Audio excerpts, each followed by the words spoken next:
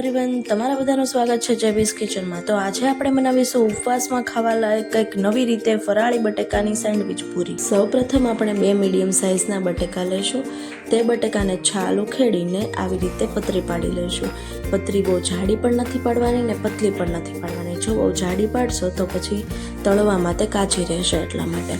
હવે આપણે એક બાઉલમાં પાણી લઈને તે સરખી રીતે ધોઈ લઈશું, એટલે તેમાં રહેલો સ્ટાર્ચ નીકળી જાય। પછી એક કાપડનો ટુકડો લઈ તેની પર વેફર પાથરી લઈશું અને આ રીતે તેને લૂછી લઈશું, એટલે વેફર કોરી થઈ જશે। હવે વેફરને એક સાઈડ મૂકીને હવે આપણે ચટણી બનાવીશું। તો ચટણી બનાવવા માટે અમે 2 મીડિયમ સાઇઝના મરચાં લીધેલા છે। જો તમે તીખું ખાતા હોય તો વધારે પણ લઈ શકો છો। પછી થોડા ધાણા અને સ્વાદ પ્રમાણે મીઠું એડ કરીશું અને થોડી ખાંડ એડ કરીશું, જેનાથી સ્વાદ સારો આવશે।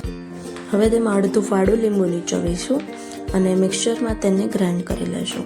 ચટણીમાં થોડી થિકનેસ લાવવા માટે મેં અહીંયા સિંગનો ભૂકો યુઝ કરેલો છે, તમે તલનો ભૂકો પણ યુઝ કરી શકો છો। પછી તેમાં સ્વાદ પ્રમાણે થોડું સંચળ એડ કરીશું અને તે ચટણીને મિક્સ કરી લેશું।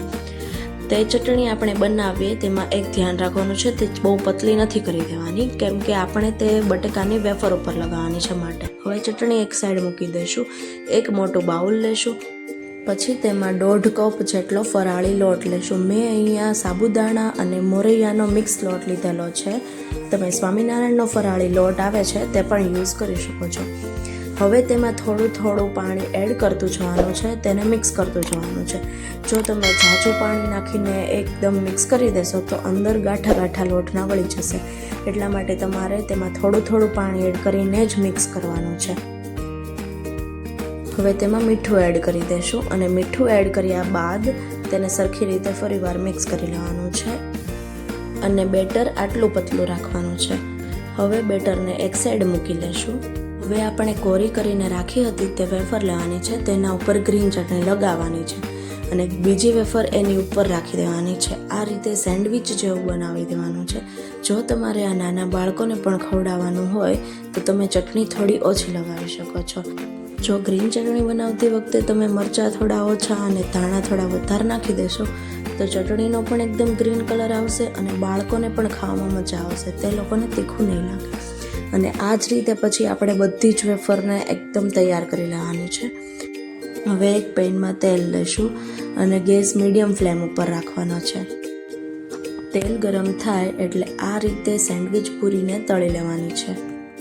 જો તમારે આ રેસીપી રેગ્યુલર દિવસમાં બનાવવી હોય, એટલે કે ઉપવાસ સિવાયના દિવસોમાં બનાવવી હોય તો તમે ફરાળી લોટની જગ્યાએ ચણાનો લોટ યુઝ કરીને પણ બનાવી શકો છો, તે પણ ખૂબ જ મસ્ત બને છે।